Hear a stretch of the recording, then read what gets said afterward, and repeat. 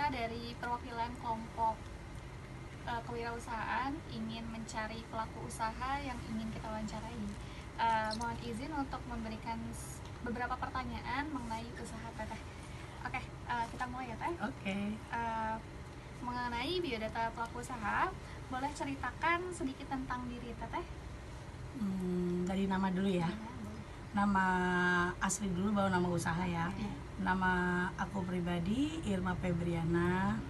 Aku kelahiran di Jakarta, umur 38 tahun, dan saya selaku owner dari Irma Wedding Organizer. Sejak usaha ini berdiri dari udah kurang lebih sih udah 13 tahun. Dari anak aku masih bayi, sekarang udah SMA kelas 1 aku mulai usaha berdiri ini. Udah lama banget ya, Sudah Teh. alhamdulillah.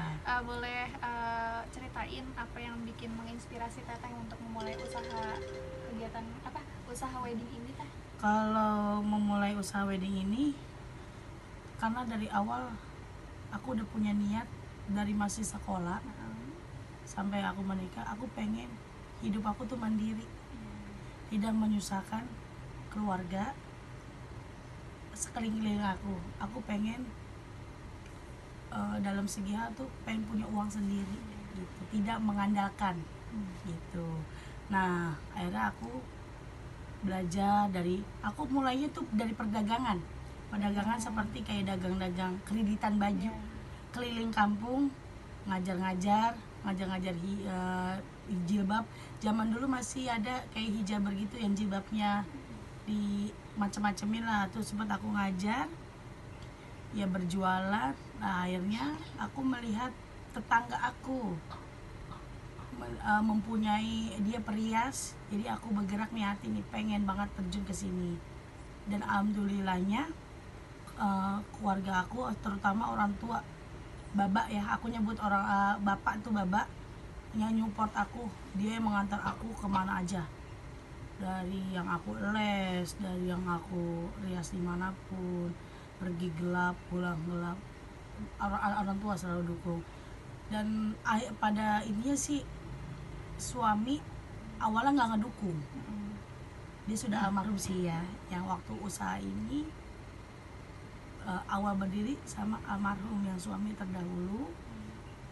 Dia awalnya tidak dukung karena satu bakal jauh dari keluarga, karena kan kita kan sibuknya itu di Sabtu Minggu, sedangkan tuh hari keluarga itu Sabtu Minggu gitu.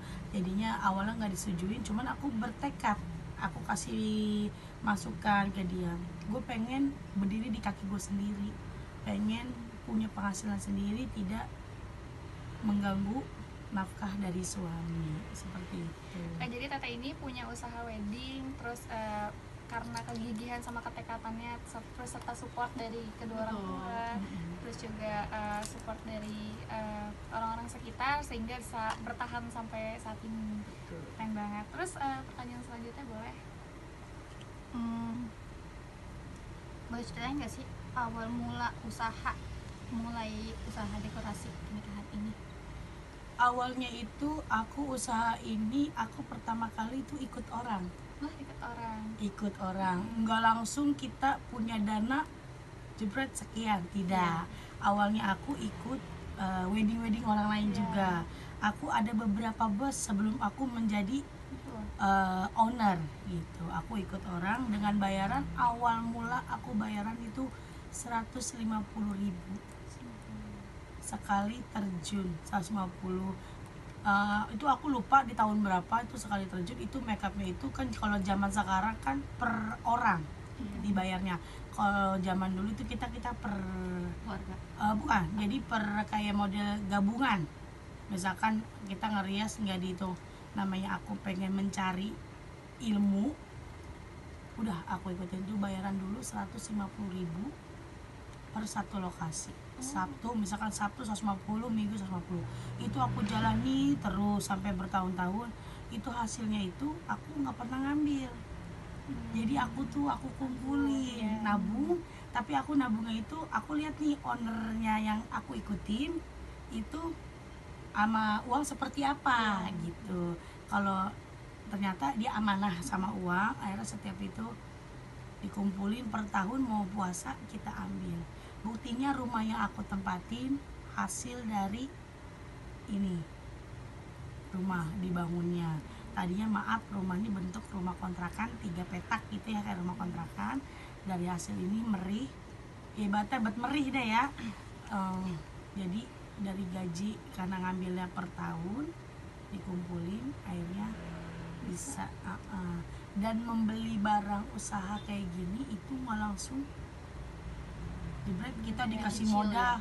Misalkan ada yang punya pegangan modal, enggak, saya tanpa modal apapun, cuman dari duit riasan dikumpulin bertahun-tahun. Kita beli misalkan kebaya yang harga 500.000, pertama kali awal beli itu kebaya akad nikah 500.000 sampai dengan sekarang. Jadi sampai dengan sekarang juga masih merih. Dapat uang kita olah lagi, kita putar lagi, seperti itu. Oke. Berikutnya ada cerita gak sih di balik nama usaha ini? Kalau untuk dibalik nama usaha ini Irma Wedding Organizer itu dari nama aku pribadi, dari almarhum suami. Bingung mau kasih nama apa. Kalau misalkan mau kasih nama anak di wedding, takutnya kalau aku punya anak lagi takutnya jadi nggak adil. Jadi akhirnya nama aku saja, jadi Irma Wedding Organizer itu nama sendiri. Berikutnya alasan dari pemilihan lokasi usaha yang sekarang.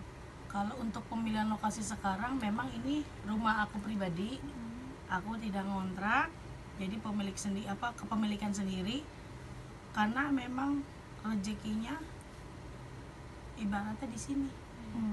Pernah pindah kemanapun tetap akhirnya balik lagi ke sarangnya. Gitu. Oke. Pertanyaan selanjutnya mengenai merek dagang, logo perusahaan atau produknya. Untuk pertanyaannya, apakah ada makna khusus di balik merek dan logo bisnis dekorasi? Jadi katanya punya logo khusus ya dari Irma Wedding Organizer ini. Ada logonya, tapi aku itu dibikinin sama tim fotografer. Karena kan awalnya tuh dibikin sendiri nih, tetapi kurang menjual. Akhirnya nih teh gue bikinin nih, karena kita kan udah join nih, dibikinin sama dia. Sampai itu logo, ada kaosnya juga. Nanti juga bakal dikasih tahu bentuk kaosnya seperti apa, ada desain kaosnya. Nanti kita bakal masukin ke video ya. Oke. Terus ada pesan atau kesan yang ingin disampaikan melalui klien mengenai branding tersebut. Dari logo tersebut tuh ada yang mau disampaikan nggak sih dari untuk sebagai branding dari usaha Teteh ini? Kalau untuk logo, Ya. karena itu dibuat dari nama aku pribadi, tetap sih ada juga yang nggak main. Namanya Irma Wedding kan hebatnya ada yang luas. Kadang ada pengantin yang salah nge-add di IG. Ya kayak salahnya, Teteh IG-nya ini ya teh. Ternyata bukan kak, aku yang ini yang nggak ada spasinya. Kadang ada seperti itu. Namanya di IG kan banyak tuh permunculan. Oke, untuk pertanyaan berikutnya, boleh tahu gak sih bagaimana proses pengurusan izin atau legalitas untuk usaha dekorasi ini? Untuk legalitas izin itu sebelumnya memang aku nggak ada, tetapi aku membayar yang pajak itu, pajak penghasilan, tapi nggak seberapa sih, karena kan dihitung dari pemasukan sama pengeluaran katanya ya, ibaratnya persenan. Seperti itu aja.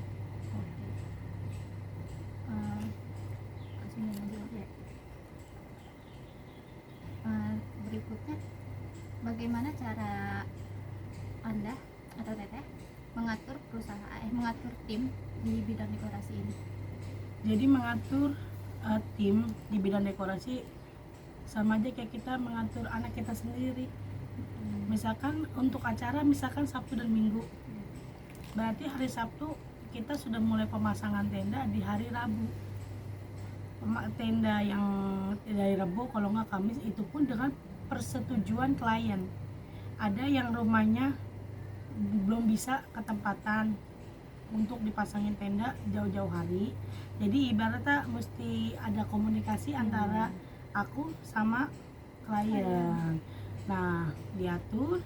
Nah untuk hari Kamis kita ada pembelanjaan, Dan Kamis juga ada pengiriman barang. Setelah tenda sudah terpasang, kadang tenda berbarengan dengan pengiriman barang. Pengiriman barang seperti kayak alat-alat masak Iya, ada. ada juga semua. Jadi di sini ini paket komplit, apa aja ada. Apa aja ya? Kecuali nyariin cowoknya doang. Lalu gak ada. Iya. Berikutnya, apa aja sih yang menjadi prioritas dalam membangun dan menjaga kerjasama dengan tim? Nomor satu tuh royal. Kita royal kepada tim. Kalau kita owner kita udah pelit, tim bakal kabur. Dan dan keduanya itu jujur soal gaji. Jadi misalkan gaji berapa lokasi, kita tuh harus ada fair sama karyawan. Dari awal kita nih minggu ini ada beberapa tempat lokasi, kita harus jujur sama karyawan.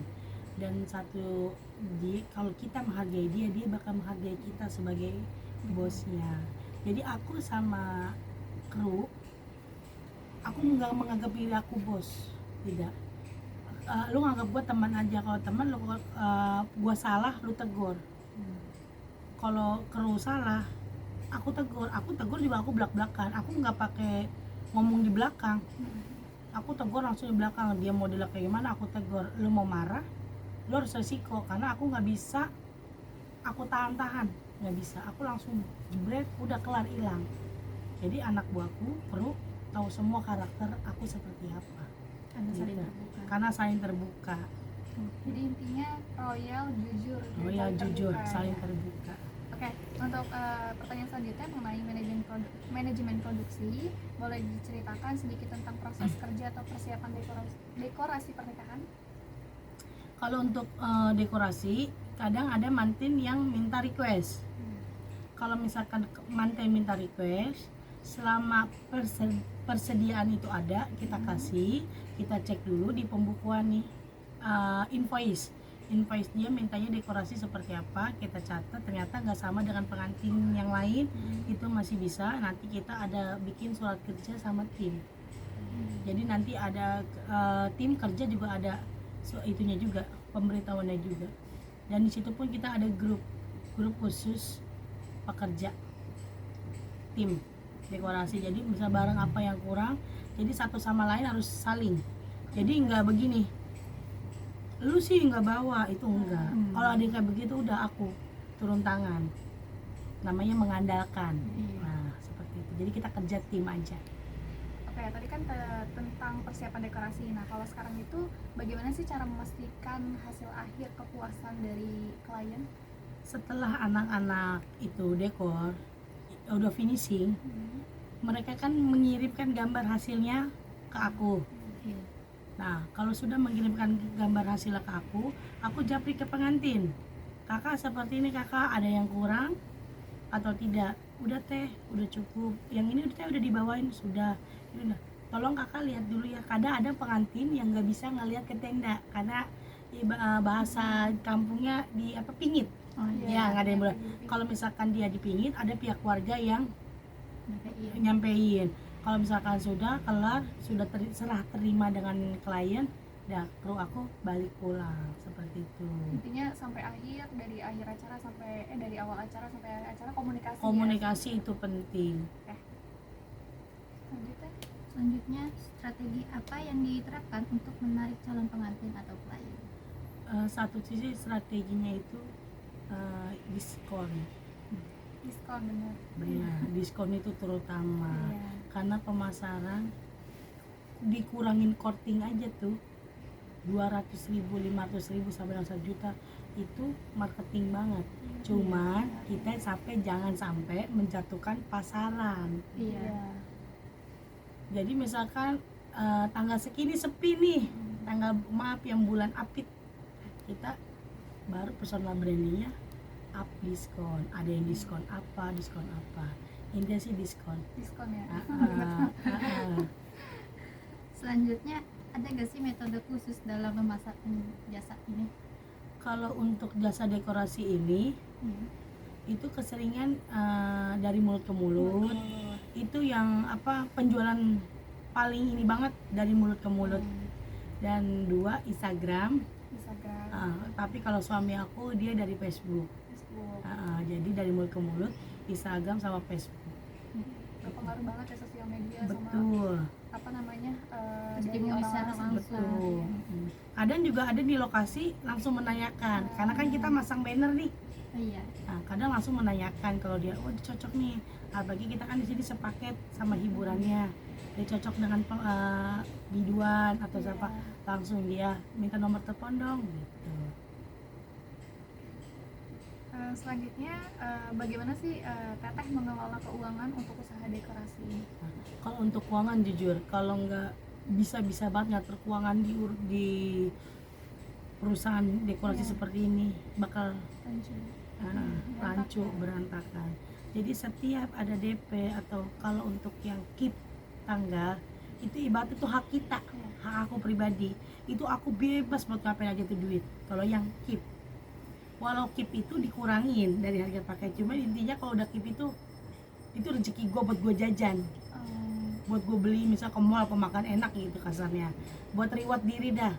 Tapi kalau dia sudah DP 50% dan pelunasan, itu udah pikirannya udah beda lagi untuk tim, sisanya baru buat kita. Karena duit itu, kalau duit yang kayak gitu tuh panas, Iya, sensitif, apalagi kita telat. Kalau aku pembayaran alhamdulillah H+1 manten udah tahu syarat ya kata di sini. Kadang ada yang kasih waktu karena dia masih capek. Nah yang penting kita WA dia bales, jadi jangan menghilang. Kalau menghilang kan berarti kan pikiran kita udah macem-macem. Nah langsung alhamdulillah sih aku usaha ini, alhamdulillah manten aku pada baik-baik. Jadi mengerti, emang duit dari itu kita puterin, alhamdulillah pada mengerti semua, nggak ada yang ninggalin jejak, alhamdulillah. Saya dari perlakuan Teteh kayaknya Iya. Itu tergantung ke diri kita sendiri. Betul, katanya sih seperti Iya. itu. Cuman beda-beda ya orangnya Teh. Beda-beda. Terus untuk selanjutnya, apakah ada tips dan trik untuk usaha bisnis ini biar stabil terus menguntungkan? Intinya jangan Guys, egois. Jadi misalkan ngelihat wedding orang lain iya. rame, bajunya cakep-cakep, ininya cakep-cakep, lihat dulu di balik dia tuh ada siapa. Kita kan nggak tahu dalam perusahaan itu seperti apa.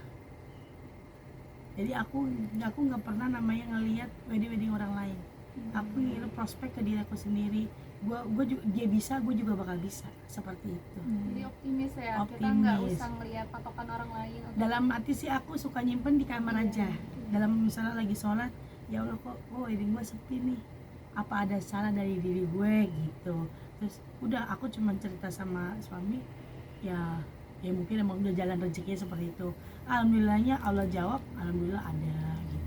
Intinya seminggu tuh selalu pasti, maksudnya bismillah sih ada seminggu sekali tuh ada gitu. Intinya ada masuk satu udah alhamdulillah banget.